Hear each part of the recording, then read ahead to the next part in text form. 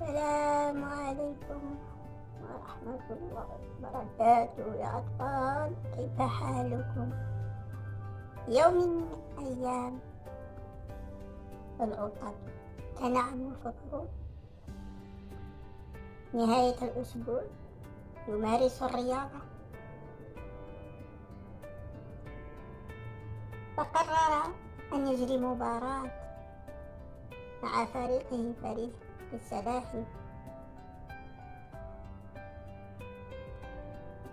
وقبلوا التحدي من فريق الأرانب بقيادة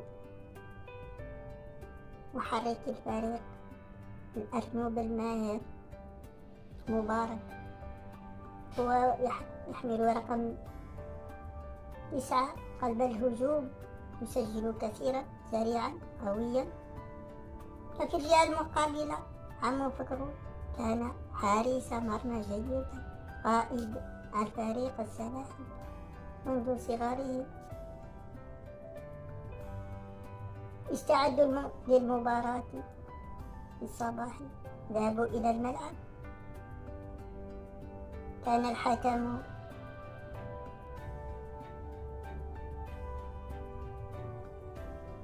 الذئب فرحان.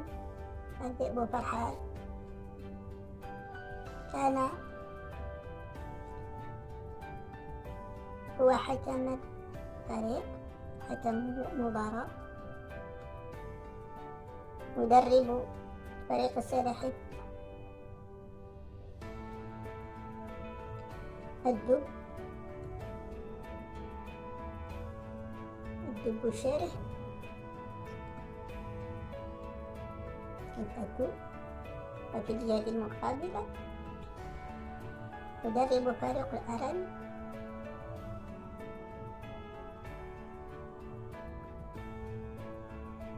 التمساح العنيف. التمساح العنيف كان قويا.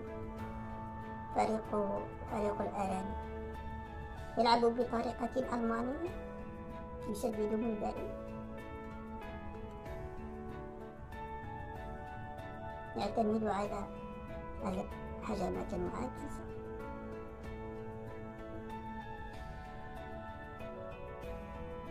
الكرة الثابتة. وفي المقابل الدب الشرس يلعب بطريقة برازيلية، يعتمد على الكرة القصيرة والمراوغات. انطلقت المباراة، الحكم الذئب فرحان أعلنها. انتهى الشوط الأول بالتعادل السلبي. استراح الفريقان، الجماهير تشجع الفريقان في المدرجات، العصافير حاضرة، التماسيح، الأسود، الأرانب، الذئاب، الخراف، الغزلان، كل الحيوانات تتفرج على الفريقان، وكل يشجع فريقه. فريق السلاحف من جهة وقائدهم عمو فكرو حارس المرمى، ومن جهة المقابلة فريق الأرانب وقائدهم قلب الهجوم الأرنب مبارك. قربت نهاية الشوط الثاني على الانتهاء. إلى قلب الهجوم أرنب راوغ ثم سدد، وفي المرمى كان هناك عمو فكرو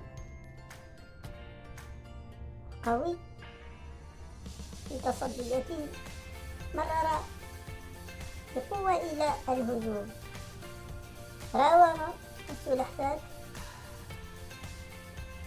الظهير الأيمن، تقدم إلى منطقة العملية، مرر وزع، وقلب الهجوم السلحفاة يسجل برأسه رمية صائبة. انفجر الملعب بالصيحات والتشجيعات. لقد فاز فريق السلاحف بالبطولة. هذا العام عم فكرون أخذ كأس ولقب البطولة، وسيحضر العام المقبل للمحافظة على كأسه. خرج الفريقان من الملعب،